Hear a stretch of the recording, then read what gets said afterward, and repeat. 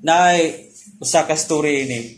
Anak ug amahan, iyang silang anak mangawat ta og anagon. Ang amahan pag agda sa anak. Iyon ang anak, sige pa, ako'y dalag sa ako. Ikaw mo'y dala og kuan, sanggot.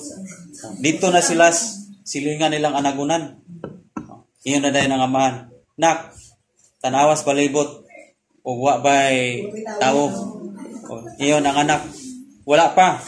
Sige. Tirada na dia. Kaya ako'y lantaw diris, ako'y look up. Boto nang hagpas na ang amahan. Ni kalit ra mag-ingon ang anak nga, pa, naaday nagtanaw. Naaday nakakita. Di, tanaw-tanaw ang amahan na. Asa maron? Asa man nakita? To dito. Niya na man anak, tuwa dito sa babaw. Ang Ginoo day ang gipasabot sa anak. Kung sa tao, makasalipod tao, kita makitaan, hinumdumi nga ang Ginoo, labaw pa si CCTV. Kita taniyang tanan. Iyon gani ang Biblia, bisag una-una makita niya. Ang sulod sa atong mga motibos kasing-kasing, kita niya, suway makasalingbong, walay makasalipod. Munang kung magbuhat ta og di mayo, kita kayo tas Ginoo. Nakalikay guro kas imong bana ba, imong asawa, sa imong sikatao, sa imong silingan, pero sa Ginoo dili ta makalikay, kay way makasalimbong. Mas kaymutan niya itong mahadlokon niya. Sa may pasabutan ni katubang mahadlok mo buhat og dautan o sala. Ngano man, kay kanang tawhanang mahadlokon, nag-ila na siya nga naaday gatanaw sa ibabaw. Munang dili sa kapasagad og buhat og sayop. Kay nag-ila siya nga naay gatanaw sa ibabaw. Pero kung di ta mo ila nga naay gatanaw sa ibabaw, magpasagad tas tong kinabuhi diri. Sala, bisag unsa kahilayan, mga bisyo kahilayan sudlan tanan.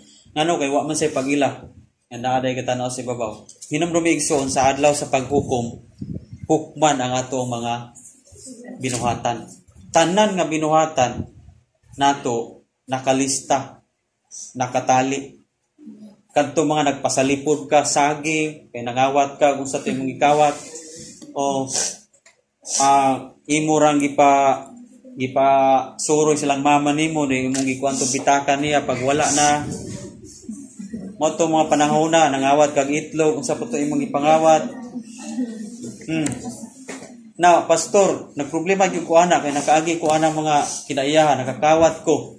Sa may pamagi nga mawala to dito, mairisto ako ang mga kasalanan nga nahimo. Naay pamagi igsoon. Imo gyung dawaton si Jesus Christ. Imo ginang dawaton si Jesus Christ sulod sa imong kasing-kasing. Imong imbitaron siya nga muhari sa imong ginabuhi. Nganong siya atong imbitaron? Aron nga iyahang papason ang tanan natong mga kalapasan. Sala nga gipanghimo sa kanaagi ba? Iyahang papason. Nganong siya may makapapas?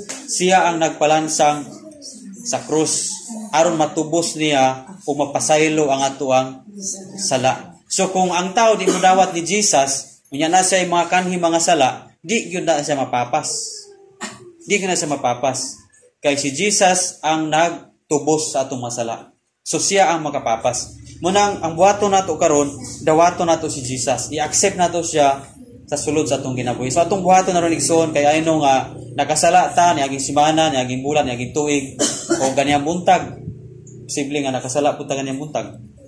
Kagabi or kagahapon. Pwede ba atong idoko atong ulo o atong i-accept si Jesus?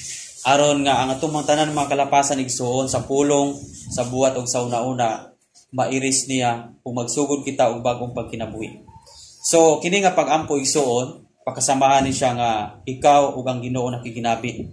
Pwede ka mo sabat sa akong prayer nga ato ang imbitaron si Ginoong Hesus nga maoy maghari sa atong kinabuhi, sa atong pinulungan, sa atong mga binuhatan, sa atong kinaiya sulod sa atong kasing-kasing. So, sabat lang kayo ning ampo, atong imbitaron si Jesus. Ginoong Dios, makagahom sa tanan. Salamat sa imong mga pulong karon nga akong nadungog. Nga ang imong kahimutan maodi ay kadtong mapaubsanon ug kadtong mahinulsulon og mahadlokon diha kanimo.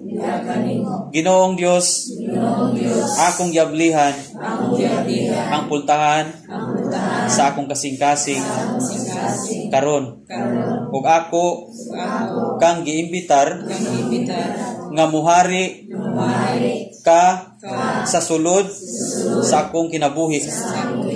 O Dios, harii ang akong pagkatao sa lawas, kalag, ug espiritu. Kining tanan akong ipangayo, ipasalamatan, pinaagi sa imong bugtong anak nga mao si Ginoong Hesukristo. Amen.